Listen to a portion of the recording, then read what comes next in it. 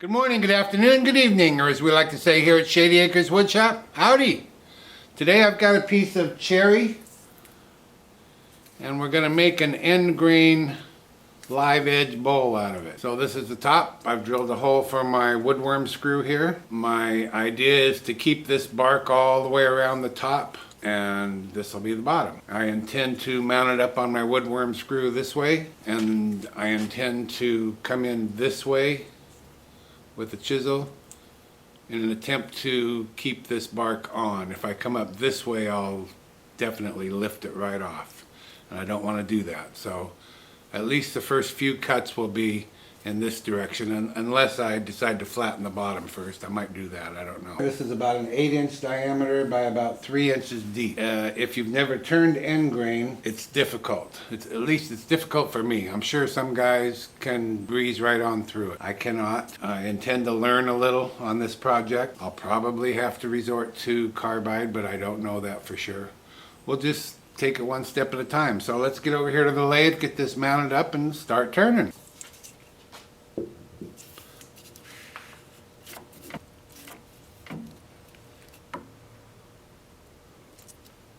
The bottom certainly does need some flattening, so we'll start with that. Even though it's small, it is out of balance. So we're going to be turning at about 850 RPM. I'm just going to try and flatten the bottom here, and then we'll move over and start coming down from the top side, leaving that top edge of bark and this cool knot. Mask and face shield on, 5/8 inch bowl gouge.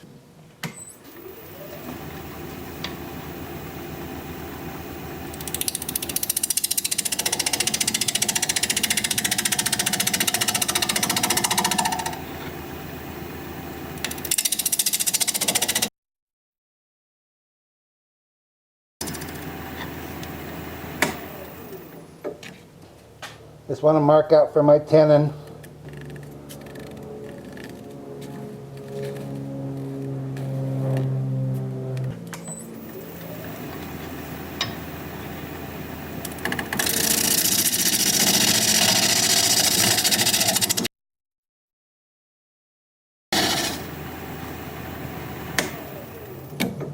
I'm just going to use my diamond point tool to give me straight sides on this tenon.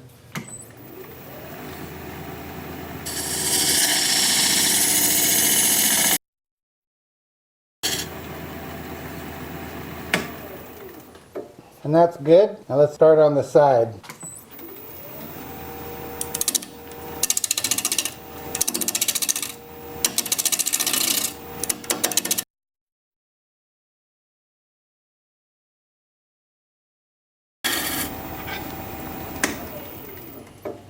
Boy, that'll hurt, won't it? I gotta watch where my fingers are here. That little devil will just hurt.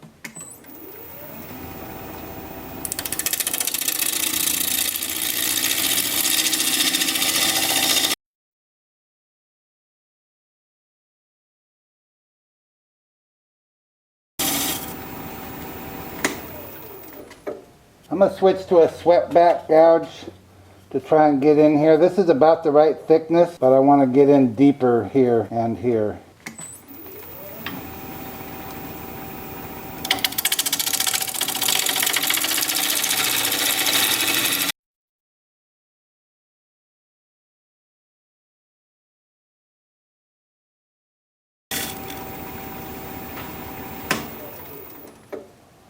I didn't really have this shape in mind, but it looks like the shape I've got. I'm going to have to move the tailstock back so that I can get in here and round this up somehow. Back to standard grind 5/8 inch bowl gouge, about 900 RPM.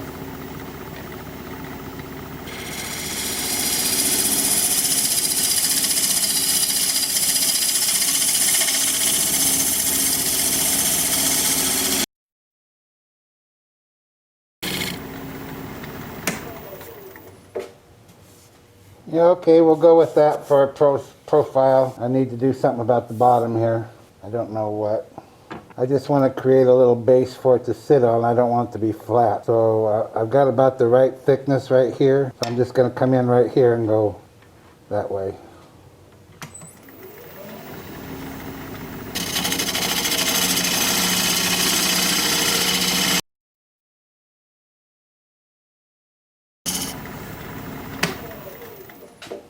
Okay, now I've made my tenon too long.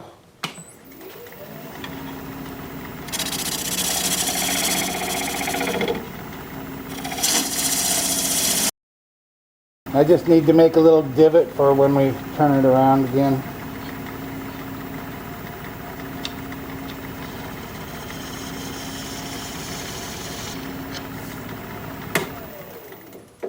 Okay, ready for sanding. Well, I'm going to start the sanding with my Sandoflex. I want to sand this bark and I want to sand the underside here. And if I start with the 2-inch sanding discs and go up through 400, then this will come in and mess it up. So I'm going to start with this and then we'll go to the 2-inch.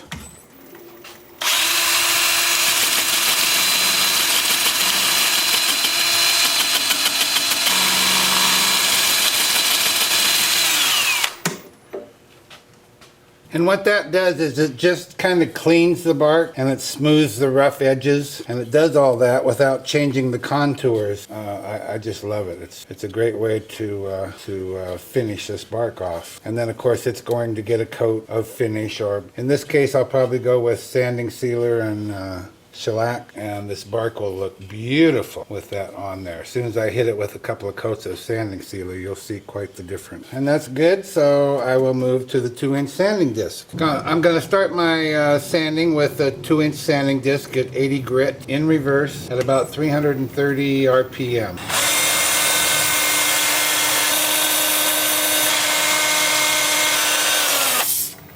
Now when I do this, in reverse, my drill is also in reverse, so that I'm sanding, this is going this way and the drill is going against it.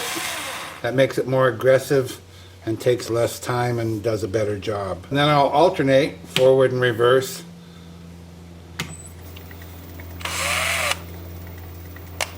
And I'll put my drill in forward so that it's now coming up here against the direction.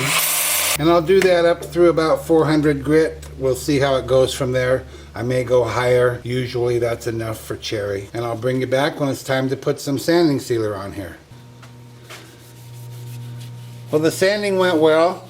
I did sand up through 400 and I'm going to stop there. And this is the first of at least 2 coats of sanding sealer. And I will use 4/0 steel wool in between coats. This cherry is some beautiful wood. And the nice part about turning an end grain bowl like this, you don't have any end grain on the sides. Have it on the top and the bottom. But cherry is such a fine grain wood, I don't really think you're going to see a lot of end grain. It's going to finish up real nice. Now there is some bug activity. There's some holes in here. And of course the bark. So I'm going to take a little can of sanding sealer and a little brush and apply it inside these bug holes like that. And then I'm going to apply it all the way around with the bark. And that just really brings out the color of that bark, which makes a nice contrast with the cherry wood. And I got some little tiny bug holes up here under the bark. Just fill those right in. So I'll get this all covered, let it sit for an hour or so, and I'll come back out and use my steel wool and we'll put on another coat, and then I'll move on to shellac. At least 2 coats of shellac. Oh, this is going to look real nice. Real happy with how this is turning out. So I'll see you back here when it's time for turning this around and hollowing it out. I've got 3 coats of shellac based sanding sealer on here and 2 coats of shellac.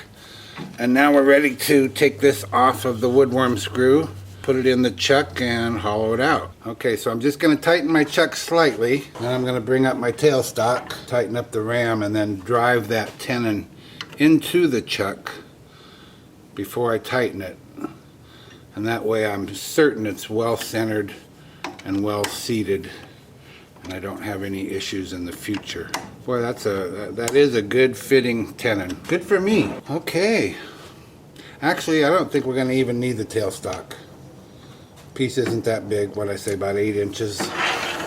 Now, I did not set out to make a winged bowl today, but turns out that's kind of what I've made. And I like winged bowls. It's just that it was an accident. So now I'm going to plane this off and get it nice and flat, and then I'm going to make my interior bowl the same as the outside diameter, the same shape, in the same position. So I'm going to have to do a lot of sighting down here. But we'll get it done. Let me sharpen up my 5/8" bowl gouge, get a mask and face shield on, and we're going to get to hollowing out this winged bowl. We're going to be turning at about 1,000 RPM.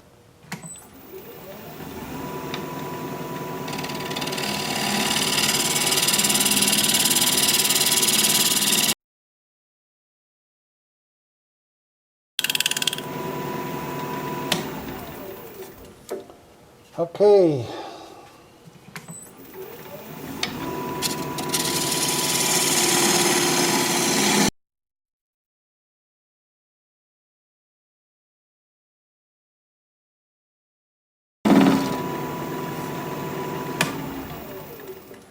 You know what I think I might do, just to make it simpler, why make it hard? And to speed things up, I think I'm going to drill this out. I'm going to get a Forstner bit and drill this out. So hold on while I get set up for drilling. The last time I did this, my chuck broke loose inside the taper of the chuck itself, not the Morse taper, but the other taper, that's a Jacobs taper, Jacobs 33 I think, and I cut my finger. So I'm wearing a glove and I'm going to hang on to this and hopefully it won't break loose. A couple of viewers, Bruce most notably, mentioned some steps I can take to avoid that and fix it, but I haven't done those steps yet. So let's just see how we do. Turning at about 287 RPM, and this is a, well, I forgot, 2-inch hole.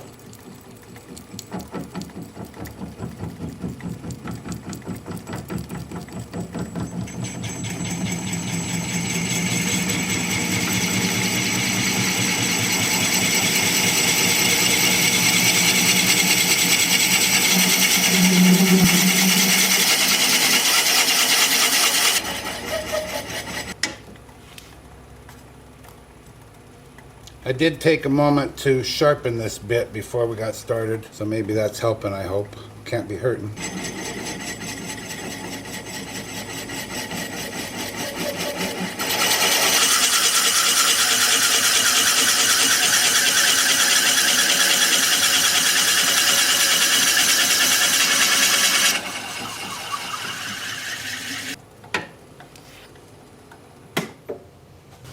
We'll call it good. Whew, hot. I thought I might start with a carbide hollowing tool for this, but I'll go ahead and use my 5/8" bowl gouge and we'll see how that goes. I might end up with the carbide. Still turning at about 1,000 RPM. Mask and face shield on. Actually, it looks like 1,140 RPM.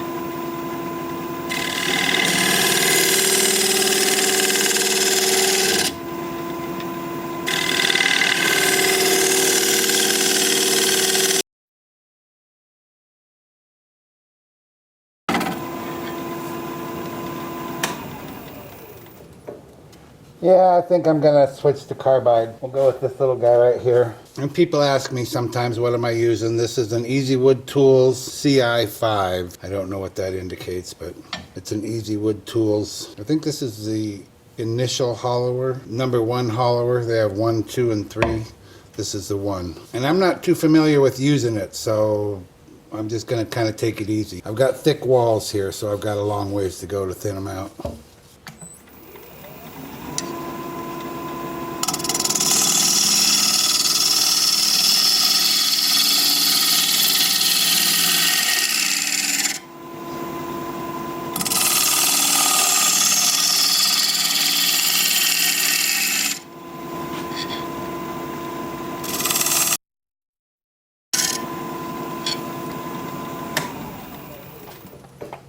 Well, it's not the first time I've used it, but like I say, I'm not real familiar with it. I haven't used it a lot, but man, that's easy. And I bought this. They haven't given me anything. I'm just letting you know because, like I say, some folks ask. This is working pretty nice. Still have a long ways to go, but it's very controllable.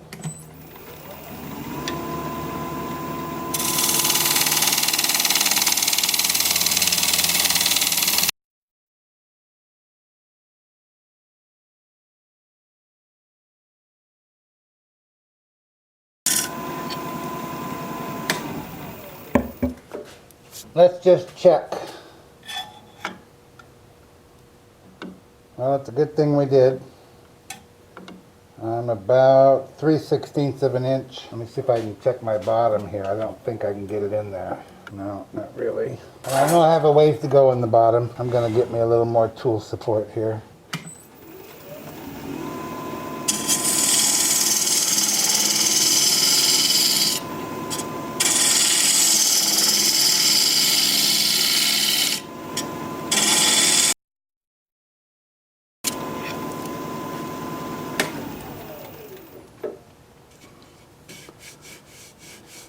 Well, I guess the one thing I don't like about this is it's leaving a rough finish. I can scrape, and I guess I will. It's very effective. It goes really fast, but it's a rough finish. But I think I have the inside profile following the outside profile pretty darn well.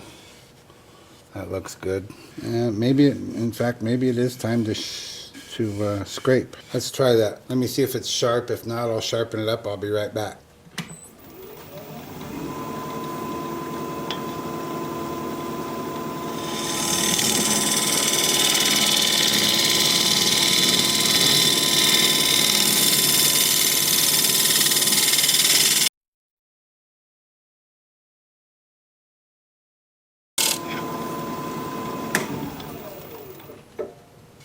Stand by for sanding. So now I'm just going to use my 2-inch sanding disc on my angle drill, and I'm just going to sand like this.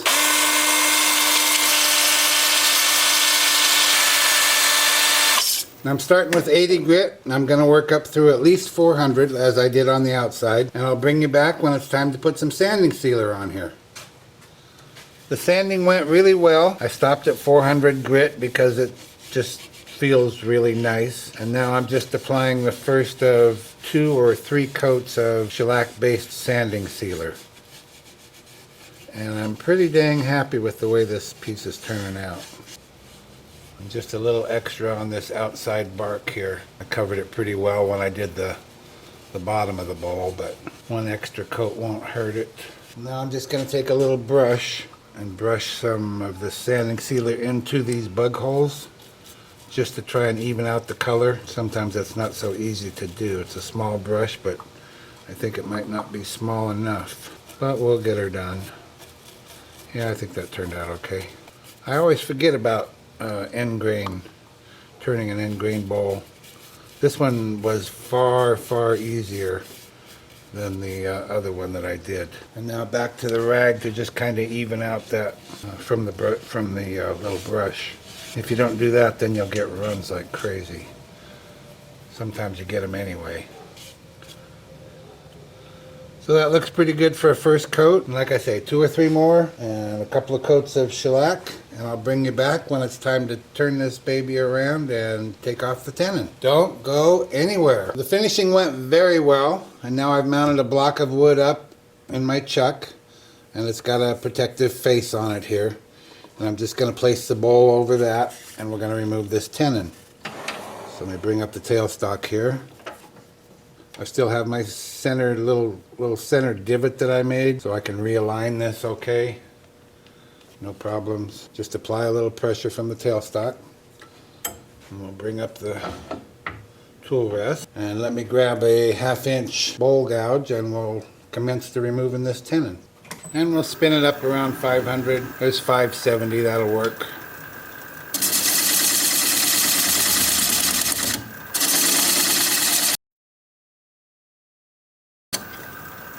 I'm going to switch to a 3/8 inch swept back grind. Get in here a little tighter.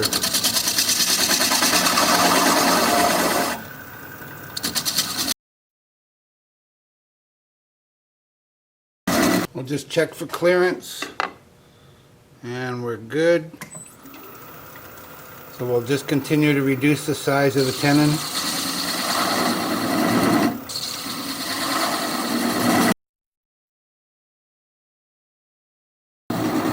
Now I'm going to reduce the speed to about 200, and I'm going to put my right hand on the gouge.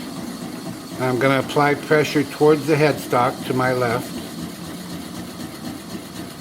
And I'm going to put my left hand on the switch And as soon as that little nub stops turning, then we'll know we're through.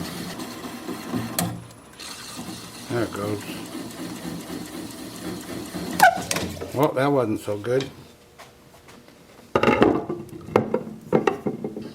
Sometimes that happens, most of the time it doesn't. And it's still kind of stuck on there, so I'm gonna clean it up over here at the workbench.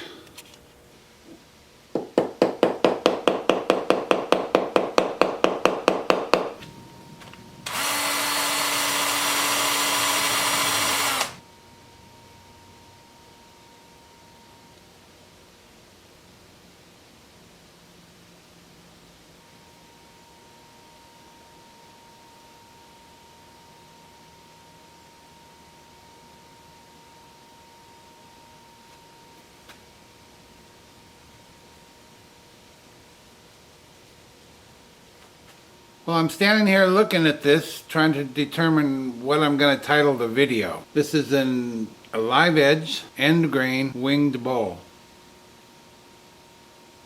That makes for a pretty long title. There's the center of the log right there. And the center of the log right there. And there's the wing. And there's the live edge. I really like this piece. I like how it turned out. I love this part here. Makes a perfect hand hold, finger hold. Piece is pretty light. It's about, what'd I say, 3/16? 3/16 inch walls and bottom, 3/16.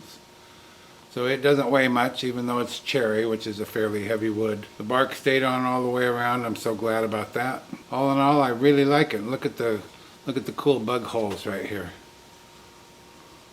Looks like paw prints or something. So there it is. One live edged, winged, end grain bowl in the books. If you like this video, thumbs up please. I'd sure appreciate it. If you're a subscriber, I truly appreciate that. Thank you very much. If you're not a subscriber, you might consider becoming one. I put out regular videos about one a week, and I'd like to keep in touch. If you feel like commenting, I really welcome all your comments, and I respond to all your comments. So for now, this is Phil, Shady Acres Woodshop, signing off.